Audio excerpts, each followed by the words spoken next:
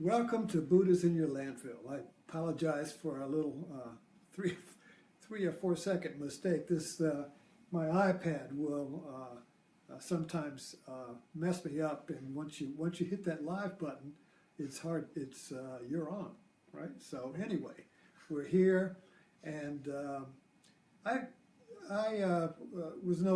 keep noticing that on internet news and everything that the Pope will, Catholic Pope, will come up more or less in a integrating way of integrating our religions, so that you'll see him with all the different heads of religions. And it reminded me of Swami Satchidananda at Yogaville, which is in the mountains near Charlottesville on the James River here in Virginia. And you can go there on the internet, Yogaville, and it's a real gym that looks like it's been levitated in here from India or another place into the James River Valley. A giant architectural poem that looks like a lotus. But the whole Swami Satchidananda passed away in 2003, somewhere along there. However, his whole yoga, his whole teaching was integration of religions and traditions. And the whole theme of Yogaville is that truth is one, paths are many. Religions are many, truth is one, or God is one. So this whole idea is of a wheel or a lotus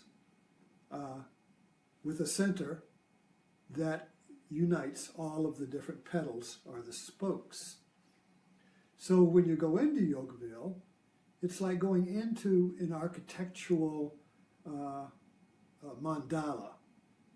And basically, if you look at it from the top down, you have there are 2 floors, and on the main floor, there are it's a large circular room with little altars to every religion, where you have some statues and some writing and everything, but they all point to the light that is the center of, the light of awareness that is the center of every religion.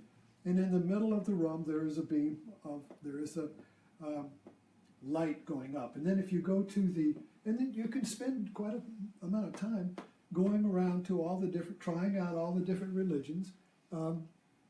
You could spend lifetimes trying out all the different religions. Or you can, and if you remember The Life of Pi, this beautiful movie that I really loved, Pi went into different religions and found them to be lacking. He didn't read about them. I mean, he became the different religions. So he actually went into it as a practice. And then something else was missing, so he kept going. So each of these religions, you can go there, and something will, after you finish, you go around the wheel, around. Finally, you see a little door and a stairway going up, and you say, well, where is that going? So you try it out, and you have to travel alone, and you go up a little spiral staircase, and you come into a large upper floor or dome with a beam of light going up to the ceiling and coming down like an umbrella of lights to the different major religions around the circle. But here, this is the meditation room where you can actually see the beam of light hitting the ceiling and coming down into all the religions. So it's a really beautiful architectural education where you enter into the mandala, you enter into it and actually walk through it and go through the stages. So I want to connect some dots here, and because this is an important metaphor for our own life, because we often feel like we're on a treadmill, we're going and going and going, but we're not hitting the road. I mean, it's like a wheel on jacks.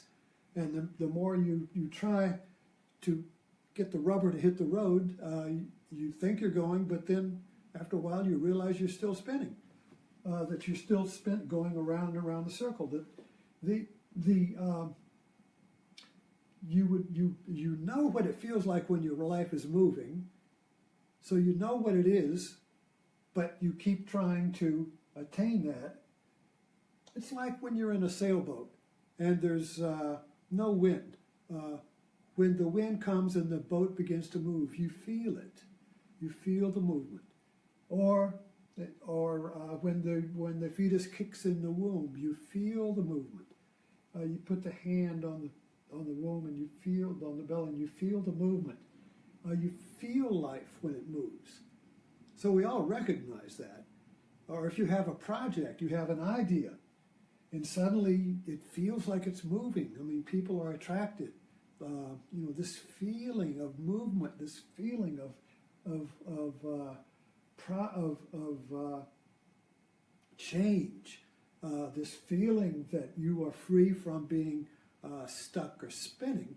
And we all recognize that, and we all long for this because we know what it is. So we're all spinning around on our wheels, looking for this movement. When people fall in love, I mean, they feel life move. Something is moving. Something is huge. Something is alive. So the question is, how do we get our life to, how do we get our wheel off the jack so it hits the road? Well, we have to question the center. And what we do usually is that we get into groups so that we get into a belief system or a group that says we're moving. And so we stay together. But this, to get your life actually moving, you have to do it alone. It is a solitary questioning of what is my center? What is the axle? What is this axle that's holding my wheel above the ground? Why, so here's this, and the wheel is spinning, and I can't get it to hit the ground. Well, I have to question what this hub is, what this center is. What's at the center that I don't question? What's at the center of me that I assume is real? You see, so getting our wheel free begins with a curiosity as to what is it that I am not questioning? What is it that I'm assuming? Just like when I assumed a few days ago that I was straight up, but the the lie was I was sideways. So I assumed I was straight up, but you all knew I was sideways. So I thought I was going somewhere, but I was sideways. I was spinning, you see. And that's just kind of a metaphor for an assumption that we don't question. And as soon as we don't question what we're basing our wheel on, the wheel starts spinning and we get into a panic and start going harder or faster, trying to get that wheel to hit the road, when all the time it's because we have created a hub that is an unquestioned center. So the going back to Yogaville, the center of the wheel of life is awareness, and awareness is a question. Awareness is curiosity. I'm curious as to why I'm in pain here. I'm curious as to what this negativity is. I'm curious about why my relationship and my life and my job is not going anywhere. What is it that I'm not seeing, you see? So awareness is not something. Awareness is a question. Awareness is the curiosity to look without judgment or belief or opinion or assumptions, but just to look, you see.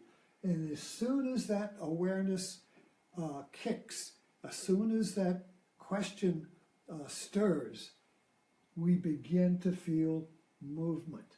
And when the rubber hits the road, you are free. So I hope this kind of like gives you an idea or something to hold on to as to where to go when your life feels like it's spinning on a jack and you just can't get the rubber to hit the road. So may this be a Buddha in your landfill today. And I'll see you tomorrow morning. Thank you. Damn it.